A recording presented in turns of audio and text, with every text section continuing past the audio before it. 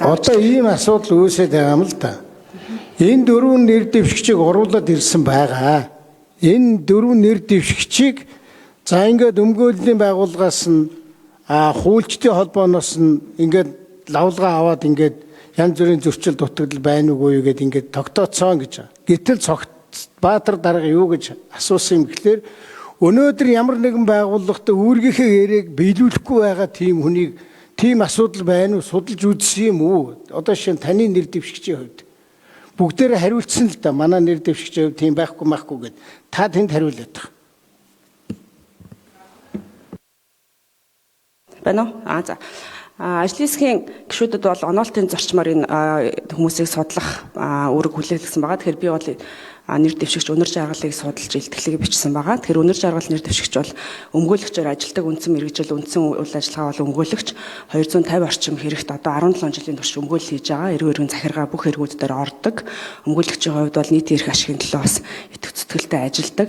За түүнчлэн хуульчдын холбоо, өмгөөлөгчдийн холбоо гэдэг мэргэжлийн холбоонуудаас итгэх зүтгэлтэйгээр хороодод орж идэвхтэй ажилдаг он шиг өглөөнөөс хойш бид нар наадах чиээс та саяны яг тодорхой асуултанд хариул. Та хүнээс судалсан юм уу? Судалсан тийм. За тэгээд тэнд л хариулд.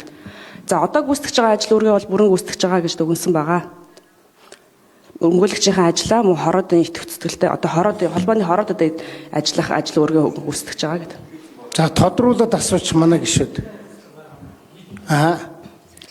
За ажлын хэсгийн зүгээс бол хуульчдын холбоо, өмгөөлөгчдийн холбооноос бас энэ нэр дэвшигчдийг нийтэд нь тодорхой сахилгын хариуцлага байгаа хэсэг талаар бол мэдээлэл авсан байгаа. За түүн дээр бол үнэр жаргал нэр дэвшигчдэр сануул гарах хэмжээ өмгөөлөгчдийн холбооны одоо мэргэжлийн хариуцлагараас авсан гэсэн лавлгаа бол ирсэн. Гэхдээ энэ бол хууль хугацаа нь бол дууссан 3 жилийн өмнө. За түүнчлэн ажлын хэсгийн гишүүдийн бэлдэх ёстой мэдээлэл дотор бол одоо сахилгын хариуцлагаар ажлаас халагдаж байсан хэсэг гэдэг дүгнэлт гарах байгаа. Тэгэхээр ажлаас халагдах гэх мэтийн одоо үр даавар бол үүсээгүй, сануул гарах хэмжээнийг удаа авагдсан. За энэ хэргийг нь бол тодруулж судалсан. Өөртөө нь одоо сөрөг мэдээлэл учраас нэр дэвшигчтэй ярилцах ёстой байдаг илтгэгч шүү.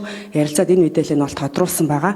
За энэ ямар үр даавар гарсан гэхээр тухайн асуудал нь бол за өмгөөлөгч болон үйлчлүүлэгчийн хооронд үл ойлголцол үүссэнтэй холбоотой асуудал байсан. Тэр асуудлын өмгөөлөгчдийн их хурлаар дахиж хэлэлцээд тухайн асуудлаар бол өмгөөлөгчдийн холбооны дүрм, ёс зүйн дүрмд бол өөрчлөлт орохоор бас хилцэгдсэн байлаа. Өөрөөр хэлбэл яг гин буруутай гэж дүгнэхэд бол мэдээж хэрэг хариуцлага үлээгээ сануулах хариуцлага бол хүлээсэн гэсэн ийм лавлгаа бол ирсэн байгаа юм.